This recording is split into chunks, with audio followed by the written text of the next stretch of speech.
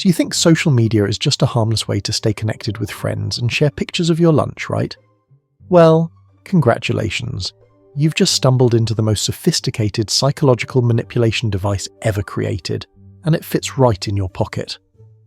We're talking about a platform that's basically turned your brain into a slot machine, except instead of losing money, you're losing sleep, self-esteem, and your ability to enjoy a sunset without photographing it. Let's start with the most obvious culprit in this psychological circus: dopamine. You know, that little chemical that's supposed to reward you for doing useful things like finding food or avoiding predators. Except now it's being hijacked every time you get a notification. Your brain literally cannot tell the difference between finding berries to survive and getting a heart emoji from someone you barely remember from high school. Studies show that every time you receive a like, comment, or notification, your brain releases dopamine in the exact same pattern as gambling addiction. And I mean the exact same pattern. Researchers have found that the neural pathways activated by social media engagement are virtually identical to those triggered by pulling a slot machine lever. Your phone has essentially become a casino that never closes, and the house always wins. The brilliant part from a psychological manipulation standpoint is the variable ratio reinforcement schedule. This is a fancy way of saying that you never know when you're going to get that sweet, sweet dopamine hit. Sometimes you post something and get 50 likes, sometimes you get 3. This unpredictability is precisely what makes gambling so addictive, and social media platforms have perfected it. But before we dive deeper into this delightful rabbit hole of human psychology, drop a comment and let me know what other aspects of digital behavior you think need explaining. And don't forget to like and subscribe, because apparently even I'm not immune to seeking validation through arbitrary internet metrics. The irony is not lost on me. Now, you might be wondering why this dopamine hijacking feels so particularly brutal on social media compared to, say, playing actual slot machines. Well, buckle up, because we're about to explore social comparison theory, which was first described by psychologist Leon Festinger back in 1954. Festinger discovered that humans have this delightful tendency to evaluate themselves relative to others, and social media has turned this natural process into a 24/7 psychological torture device. Here's where it gets really absurd. Your brain is comparing your behind-the-scenes reality to everyone else's highlight reel, but it doesn't know that's what it's doing. When you see your college roommate posting about their promotion, your brain processes this as if you're actually standing next to them in real life, witnessing their success firsthand. Except you're not. You're seeing a carefully curated moment that represents maybe 0.1% of their actual experience. Research from the University of Pennsylvania found that limiting social media use to just 30 minutes per day for 1 week led to significant reductions in loneliness and depression. 30 minutes. That's less time than most people spend choosing what to watch on Netflix. The study participants reported feeling less FOMO, less social comparison, and generally less like their lives were inadequate disasters compared to everyone else's apparent perfection. But here's the kicker. We know this is happening, and we keep doing it anyway. It's like being aware that a magic trick is just sleight of hand, but still being amazed when the rabbit appears. Your rational mind understands that people only post their best moments, but your emotional brain is still sitting there wondering why everyone else seems to be living in a perpetual state of vacation, promotion, and perfect lighting. The psychological term for this is compare and despair, and it's become so common that researchers have had to create entirely new categories of depression and anxiety, specifically related to social media use. We've literally invented new ways to make ourselves miserable. Speaking of new ways to make ourselves miserable, let's talk about how social media has weaponized our ancient survival instincts to create modern anxiety disorders. FOMO, or fear of missing out, isn't just a cute acronym. It's a legitimate psychological phenomenon that taps into our deepest evolutionary fears about social exclusion. From an evolutionary perspective, being left out of the group meant death. If the tribe moved on without you, you were basically dinosaur food. So your brain developed this incredibly sensitive social radar that constantly monitors for signs of exclusion or abandonment. Social media has taken this survival mechanism and turned it into a notification-driven anxiety generator. Every time you see friends hanging out without you, your brain activates the same threat detection systems that kept your ancestors alive.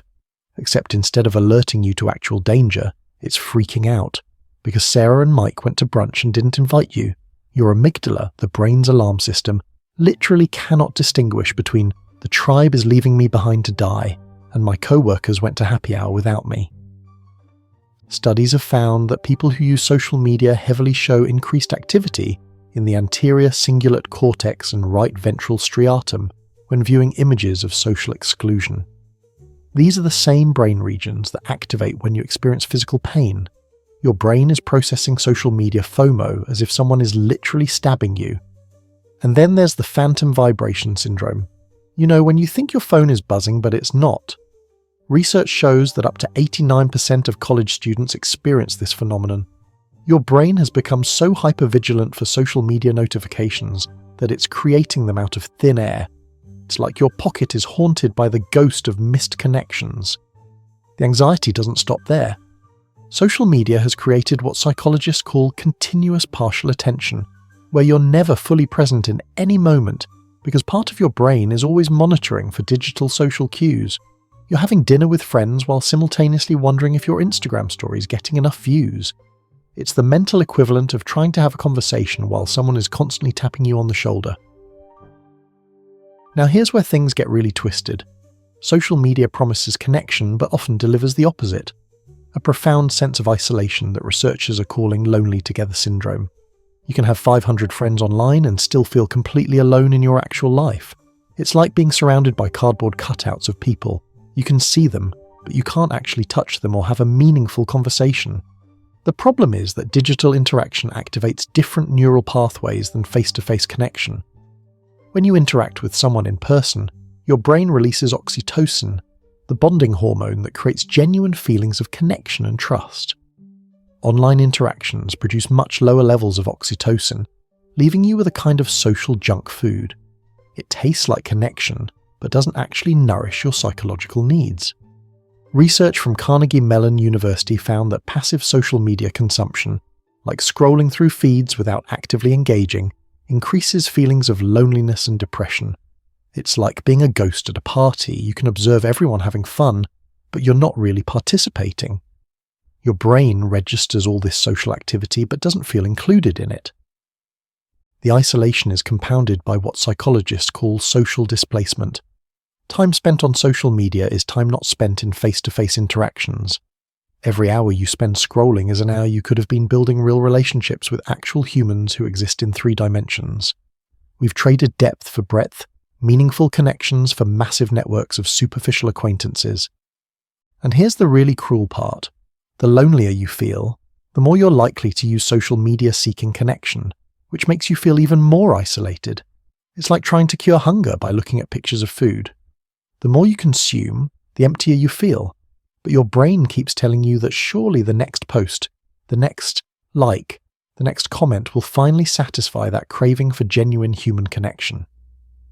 Studies have shown that people who quit social media for just 1 week report significant improvements in mood, sleep quality, and real-world social connections. It's as if removing the digital noise allows your brain to remember what actual human connection feels like. Let's talk about what social media is really selling: your attention. These platforms aren't free services designed to help you connect with friends.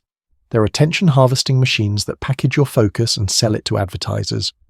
You're not the customer, you're the product, and the product is your ability to concentrate on anything for more than 30 seconds. The average person checks their phone 150 times per day. That's once every 6 minutes during waking hours. Your attention span has been chopped up into tiny fragments, each one interrupted by the possibility of digital stimulation. It's like trying to read a book while someone keeps knocking on your door every few minutes. Research from Microsoft found that the average human attention span has dropped from 12 seconds in 2000 to 8 seconds in 2015.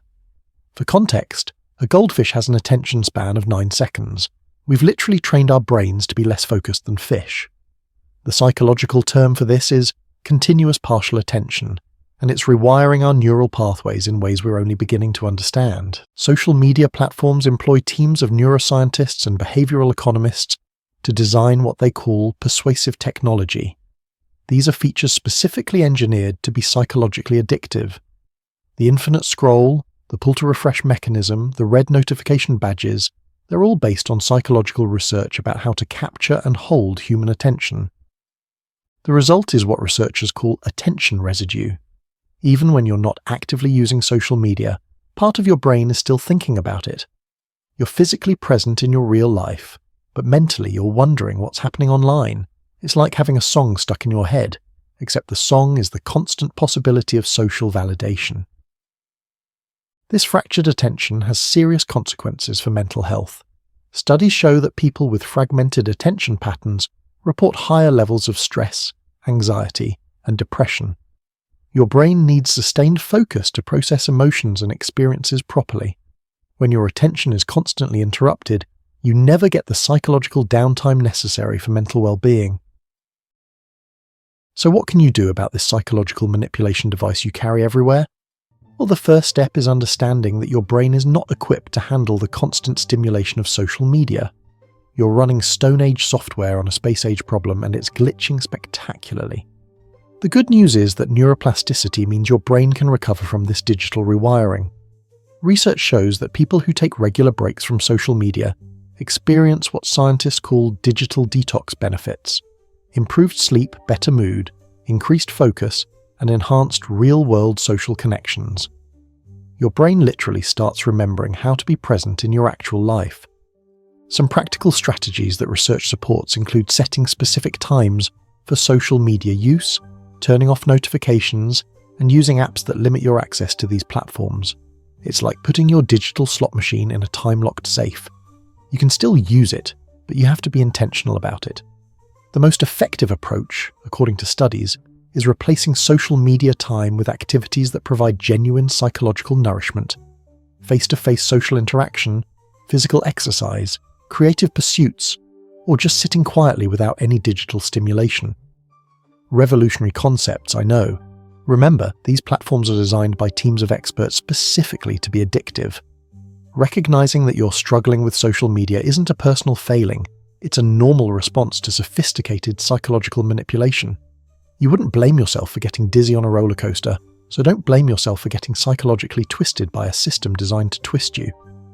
The irony is that the best way to improve your mental health in the digital age might be to spend less time being digital. Your brain will thank you, your relationships will improve, and you might even rediscover the radical concept of being bored without immediately reaching for a device to fix it. So there you have it. The dark side of social media explained through the lens of human psychology.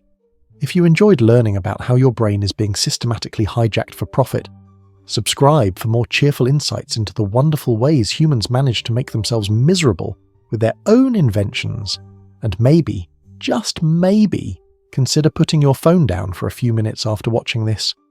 Your dopamine receptors could use the break.